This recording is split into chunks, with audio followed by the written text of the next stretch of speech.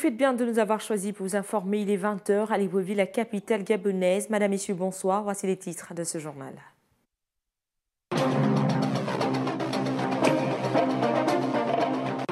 Deux titres dans ce journal. En environnement, l'Agence gabonaise d'études et d'observation spatiale a présenté les différentes agences installées sur le territoire national, tout en déclinant leur mission qui se résume à collecter, analyser et mettre à disposition de l'État gabonais des données du territoire national pour la gestion durable de l'environnement et des ressources naturelles. Et puis en économie, le chef de l'État nigérian, Muhammadu Buhari, séjourne depuis 2 jours à Riyad pour discuter avec le roi Salman d'Arabie Saoudite des moyens de stabiliser les prix du pétrole. À un moment où les pays pétroliers sont fragilisés, les deux leaders se sont engagés à faire tout ce qui est possible pour stabiliser le marché pétrolier. Bienvenue à toutes et à tous. En raison de la diffusion d'un match de la Champions League sur nos antennes, ce journal durera une dizaine de minutes. Et tout de suite, nous ouvrons cette édition d'information avec l'environnement dans le cadre de la coalition des agences spatiales internationales. L'agence gabonaise d'études et d'observation spatiale a fait une présentation des différentes agences installées au Gabon qui ont pour mission collecter, analyser et mettre à la disposition de l'État gabonais des données du territoire national pour la gestion durable de l'environnement et des ressources naturelles. Armel Joimbogo et Alessinia étaient sur place. Accompagné de quelques-uns de ses collègues du gouvernement, Mathias Otunga Osibajo, ministre de la Défense nationale, a été accueilli à la base aérienne 01 de Libreville par le directeur général de l'Agence gabonaise d'études et d'observation spatiale. Après avoir présenté les différentes agences spatiales internationales de la coalition, dont la NASA, l'ESA et le DLR, Tanguy Gaouma Bekale a donné les orientations de leur mission. Car les résultats obtenus au Gabon vont être référencés et feront de notre pays une plateforme incontournable pour assurer le suivi du fonctionnement des capteurs des 2 futurs satellites de ces grandes agences internationales qui seront lancés en 2020-2021 avec une durée de vie de plusieurs dizaines d'années. Cette mission constitue ainsi une preuve incontestable de la concrétisation du pilier Gabon des services prôné par le président de la République, son Excellence M. Ali Bongo Ondimba, dont la volonté est de faire du Gabon un hub des services pour la sous-région. Parmi toutes les applications possibles sur les missions d'observation spatiale, l'AGEOS ambitionne de poursuivre le développement de programmes spatiaux autour de 4 thématiques, notamment le suivi du couvert forestier lié au changement climatique, le suivi de la dynamique urbaine et l'occupation du sol, la gestion intégrée des ressources en eau, ainsi que la gestion du littoral et la surveillance maritime. Suivant les exposés de Lola Fatoyombo de la NASA et d'Irina Agensik du Centre aérospatial allemand, les avancées liées aux activités d'observation de la Terre apparaissent satisfaisantes. Toujours en rapport avec cette actualité, après cette cérémonie de présentation des différentes agences spatiales internationales, il s'est suivi une visite des principaux aéronefs en charge des missions de collecte des informations environnementales, retrouvant une fois de plus Armel Joimbogo et Alessinia. Admiration et satisfaction étaient les maîtres mots à retenir au cours de cette visite guidée par le directeur général de l'Agence gabonaise d'études et d'observation spatiale qui n'a pas manqué de donner la teneur des événements de ce jour. Cette collaboration vise à tester, donc à calibrer des capteurs, des instruments scientifiques qui vont être mis à bord des prochains satellites de ces agences spatiales dont je viens de vous parler, qui vont être lancés en 2020 et 2021. Créée le 25 février 2010 par ordonnance numéro 002-PR-2010, l'Agence gabonaise d'études et d'observation spatiale, dont l'objectif est de proposer au gouvernement une stratégie nationale d'observation spatiale et sa mise en œuvre, s'inscrit en droite ligne dans les 2 composantes du plan stratégique Gabon émergent que sont le Gabon vert et le Gabon des services. À cet effet, le directeur général de la dite agence a réaffirmé l'importance de sa mise en place. L'intérêt pour le Gabon est d'abord dans sa responsabilité, dans la lutte que le Gabon mène face aux effets des changements climatiques. Le patrimoine forestier, aujourd'hui, est la 2e ou la 3e cause mondiale d'émissions de gaz à effet de serre. Avec l'ambition de devenir un pôle de référence dans les activités liées à l'observation spatiale en Afrique, l'AGO a donc signé des partenariats stratégiques, scientifiques et techniques avec des organismes internationaux tels que la NASA, l'ESA et le DLR. Direction l'Afrique du Nord, la ministre française de l'Environnement et de l'Énergie, Ségolène Royal, est en visite sur le continent noir. L'Égypte a constitué mardi la première étape d'une tournée africaine de Royal en tant que présidente de la COP21 qui cherche à transformer l'accord de Paris en action. Le compte rendu est signé de Blanche Picard.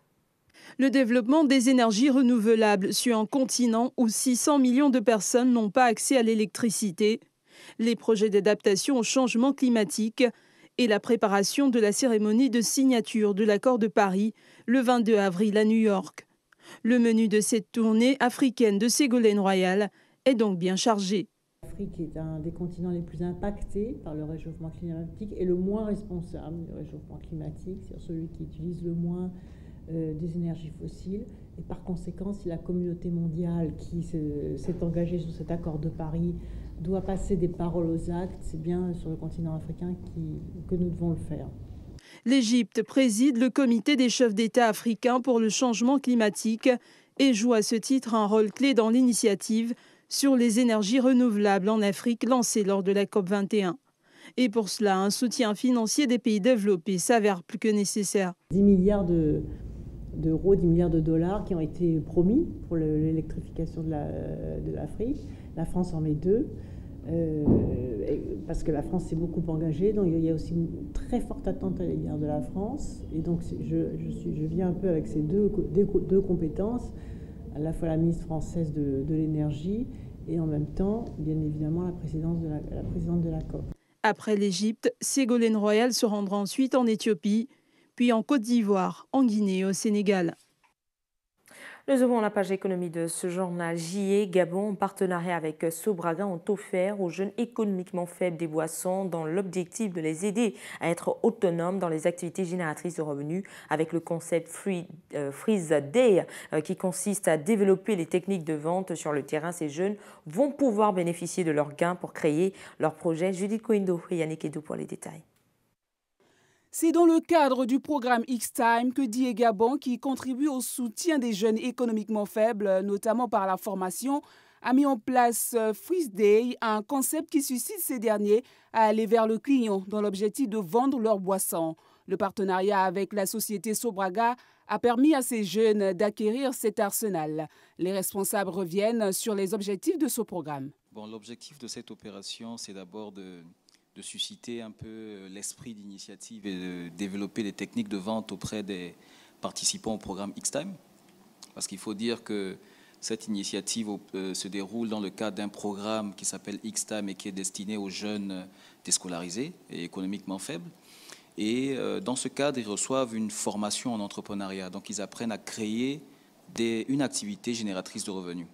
La formation octroyée a permis aux uns et aux autres de renforcer et développer leurs techniques de vente pour obtenir rapidement leurs gains qui seront utilisés pour la création de projets personnels. Cet argent, le compte investir à notre projet après la formation de JE Gabon, puisqu'en ce moment nous sommes en formation et aujourd'hui nous allons lancer sur le terrain pour faire un peu le marketing. Maintenant cet argent que nous vendons, ça nous revient à nous-mêmes. Ce sont les équipes de 2 voire 3 personnes qui sillonnent la ville en vendant leurs produits et le meilleur vendeur sera récompensé en raison de son initiative et du respect des prix.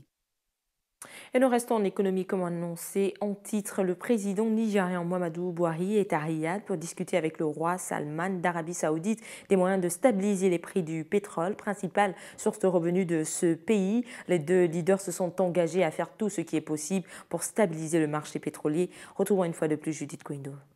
Les 2 chefs d'État se sont rencontrés à Riyad où le président nigérian Muhammadu Buhari est arrivé dans le cadre d'une visite d'1 semaine dans le Golfe qui doit le conduire ensuite au Qatar. Venu discuter des moyens de stabiliser les prix du pétrole, principale source de revenus du Nigeria, le président nigérian n'est par contre pas prêt à geler la part de la production du Nigeria.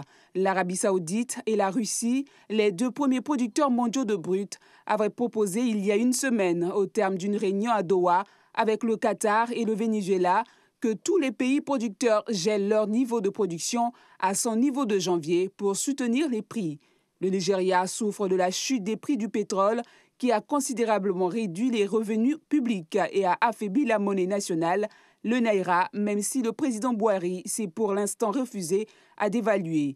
Des analystes s'attendent à voir le Nigeria soutenir la décision de l'Arabie saoudite, de la Russie, du Venezuela et du Qatar de geler la production à son niveau de janvier, décision qui a reçu le soutien de l'Iran et de l'Irak. Toutefois, au sortir de la rencontre, les deux leaders se sont engagés à faire tout ce qui est possible pour stabiliser le marché pétrolier. Une bonne nouvelle pour le Nigeria qui a vraiment besoin de sortir d'une crise économique et monétaire. Éducation pour la suite de ce journal. Ouverture ce matin à Libreville des travaux de la réunion du comité des experts du conseil d'administration de l'Académie régionale des sciences et techniques de la mer. Objectif, examiner les questions liées à la formation des cadres en matière des métiers de la mer. Suivant ce reportage. La 9e session ordinaire du conseil d'administration de l'Académie régionale des sciences et techniques de la mer a ouvert ses travaux ce mercredi matin. Les experts du secteur maritime se sont réunis pour préparer des projets de réforme qui doivent être présentés à leur tutelle.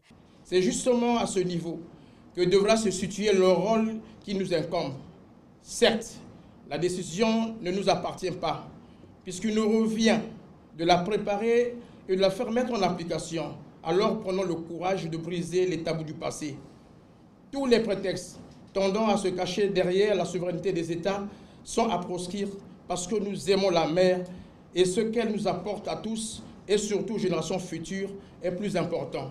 À son tour, le secrétaire général du ministère des Transports, Jonas Lelamvou, s'est appesanti sur la nécessité et les objectifs des travaux de la commission. Les travaux qui s'ouvrent ce matin constituent un tournant décisif pour l'avenir de notre institution sous-régionale de formation maritime, a plus que jamais besoin de solutions durables afin d'optimiser son fonctionnement. Les résultats des travaux de cette 9e session ordinaire sont attendus par les experts du secteur maritime qui comptent parmi leurs membres 25 pays de l'Afrique de l'Ouest et du Centre. Le Gabon fait partie du conseil d'administration.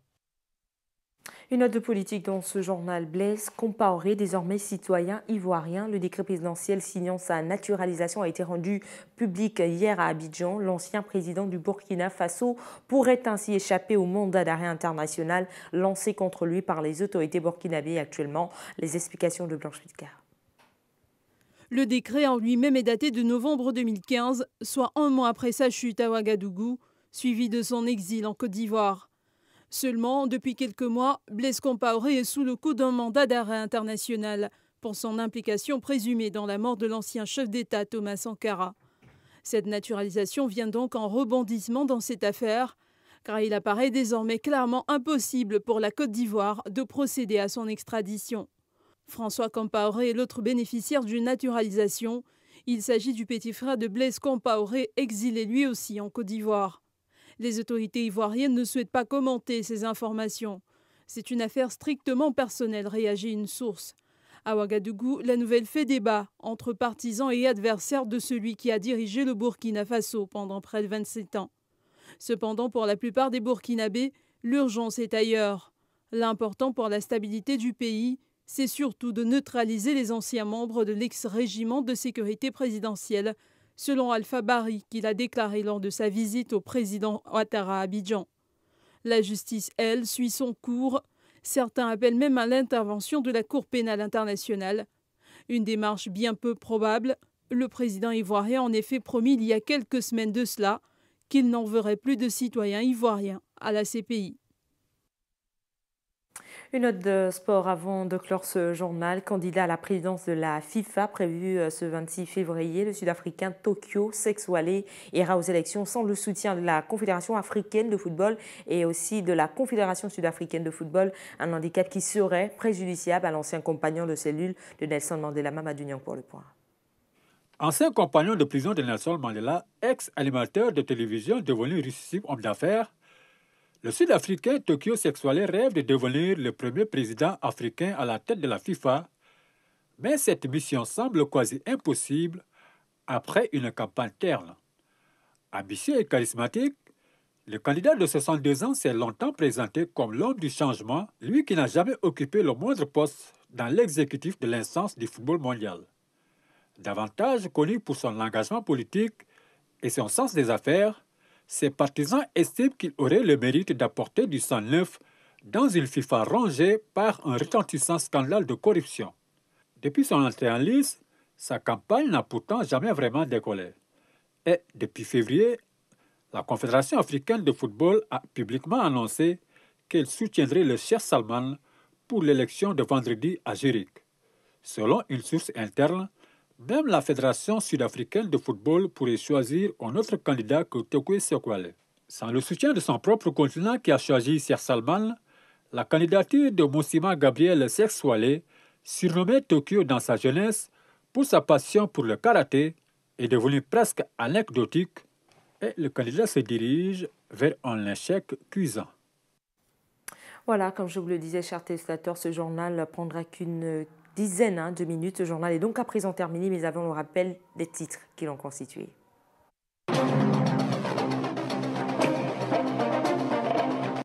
Deux titres dans ce journal. En environnement, l'agence gabonaise d'études et d'observation spatiale a présenté les différentes agences installées sur le territoire national, tout en déclinant leur mission qui se résume à collecter, analyser et mettre à disposition de l'État gabonais des données du territoire national pour la gestion durable de l'environnement et des ressources naturelles. Et puis en économie, le chef de l'État nigérian, Muhammadu Buhari, séjourne depuis 2 jours à Riyad pour discuter avec le roi Salman d'Arabie Saoudite des moyens de stabiliser les prix du pétrole. À un moment où les pays pétroliers sont fragilisés, les deux leaders se sont engagés à faire tout ce qui est possible pour stabiliser le marché pétrolier.